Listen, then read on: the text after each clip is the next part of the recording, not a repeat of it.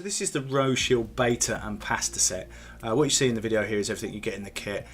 You're supplied with a leaflet here, gives you information about the box and some treatment tips and techniques. When we look at the box here, we've got all the safety information on the front here, and this is where the key is going to fit in.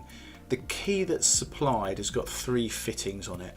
The one that we require is this crosshead one, and that's going to go into the key slot here. We're going to turn it to about 45 degrees and that's going to open the lid. Once we look inside the beta, we can see some of the features of the beta.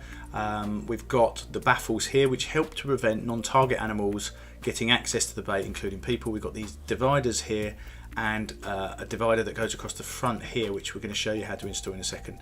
These holders help to secure the bait rod. So this is the divider.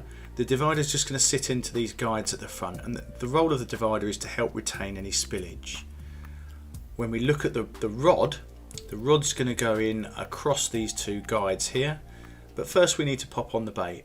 So here's the pasta sachets, they're going on.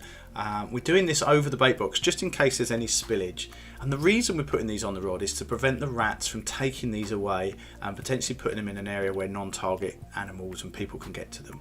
If there is any spillage, as occurred at the end of the rod here, we can just drop that into the bait box and the rod sits nice and secure on these guides here. The bait is now ready to be taken by the rats once the lid is closed.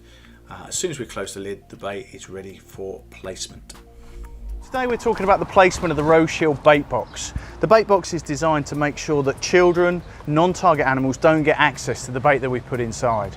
Before we put the bait box down, we need to make sure and check that it's all nicely secured and not damaged in any way. We need to make sure we place it in the right area. We need to place it in an area where rats are active. Rats like to be in contact with surfaces. And for example, along this wall here is an area where they may well be running. To place the bait station down, we simply take the straight edge and place it firmly alongside the surface. We can smooth over the soil or the substrate around to make sure there's a smooth transition from outside into the bait box. Ideally, we would need to drill this bait into the wall here to make sure it's really secure. But if that's not possible, we can secure the bait using naturally occurring items that may be around us. For example, these bricks and this rock here. This means that the bait is nice and secure, protected from non-targets and from other people, children for example, who may wish to get access to it. It's important we come back and check on a regular basis to make sure there's been no changes or damage to the bait box and the bait remains safe at all times.